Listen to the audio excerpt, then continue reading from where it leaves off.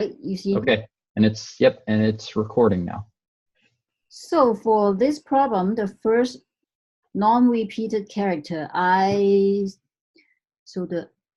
do I draw? Okay, this is not very easy. Input, output, constraint, and edge.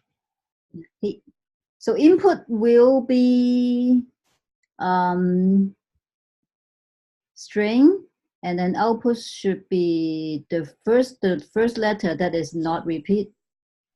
So this string, can I just type on it? Yeah, I think so.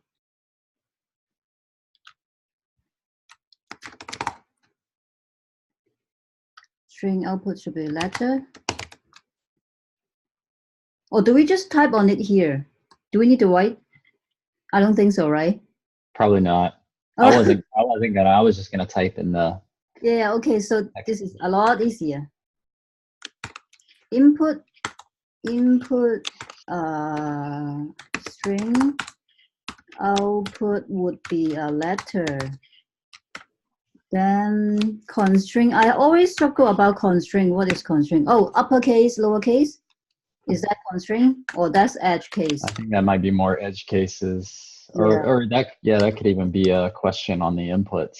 Am I gonna get? So, so my approach would be using an object to contain the key value pair, so it's easier to find or access the element. And then after I created the object, I will check if the object key, the value is equal 1, then I will push to the array. Yeah, I also create an array to store all the letters that are only value is 1. Like in this case, A B C B D B, this one. So the single array will have like the letter C and also the letter D. So finally, I will return the first element inside the single array. That is the first letter that is non-repeat. This is not the smartest approach, but yeah, this is the first idea I came up with. Cool. All right. So in terms of constraints and edge cases, I guess constraints, just thinking aloud in case it's helpful, like constraints, the questions they always seem to ask is around like time complexity and space complexity, right? Am I trying to solve this in 3 minutes? No, like am I trying to solve this with a time, like do I need to solve this with a time complexity of, you know, a constant time complexity or linear time complexity, or like am I targeting anything there? Yeah. And then an edge case that I was thinking about on this one, that I don't even remember if I addressed it in my solution, but it was like spaces, right? Like what if a space is your first non-repeated character, then, you know, or punctuation, and that might all be like space and punctuation, does it get ignored or what? That's true. So punctuations, case, and also space, right? Yeah. All right. All right. So I will stop sharing. Yep. I'll share my screen, and then I got to pick a toy problem. So I got them all open here. I'll do bubble sort since we just did it.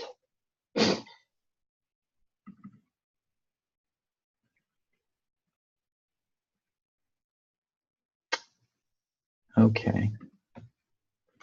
So for bubble sort,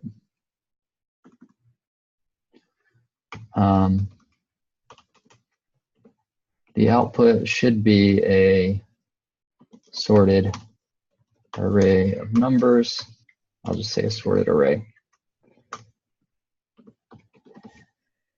The input is also an array,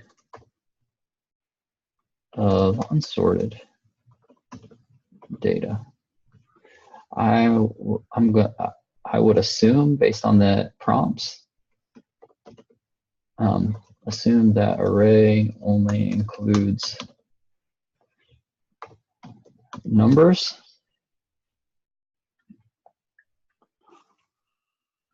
And that I'll get to potential edge cases in a minute. So constraints based on, is there something up here?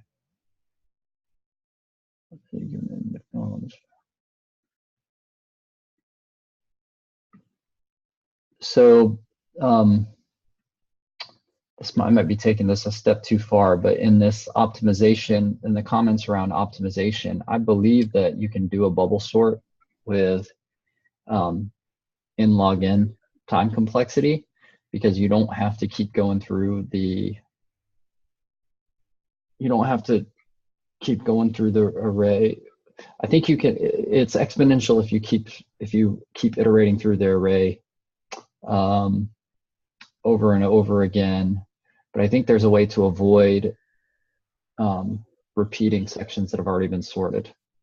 I don't know if that makes sense. So I didn't actually accomplish this, but I think the goal, at least in terms of the extra credit, would be to solve it in log n time complexity, if possible. And then in terms of edge cases, some potential edge cases might be what if empty array is passed? What if array contains non-number values?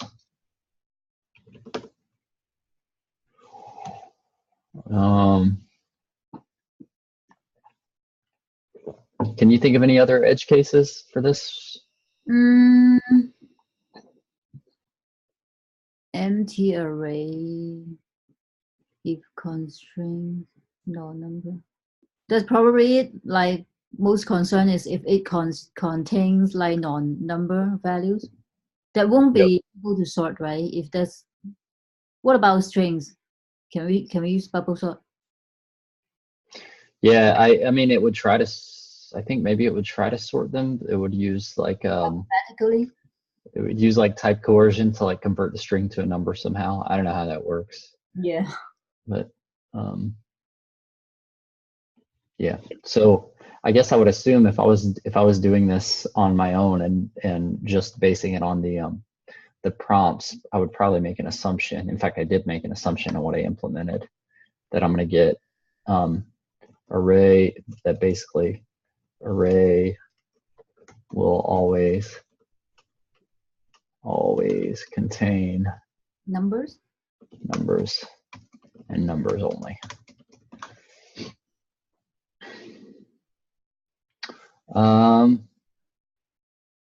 Yeah, and then based on all of that, I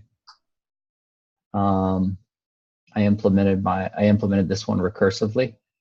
So my base case here was, it basically, if I get through, so in the body of the function, I've got a for loop that does some stuff. My base case is that if I get through that for loop without having to flip any values, then I have a sorted array. And so if on the previous function call, I didn't have to flip any values, then I can simply return the array that's entered as an argument into the recursive function. Otherwise, I'm traversing the array that's passed, checking each value with the value to its right.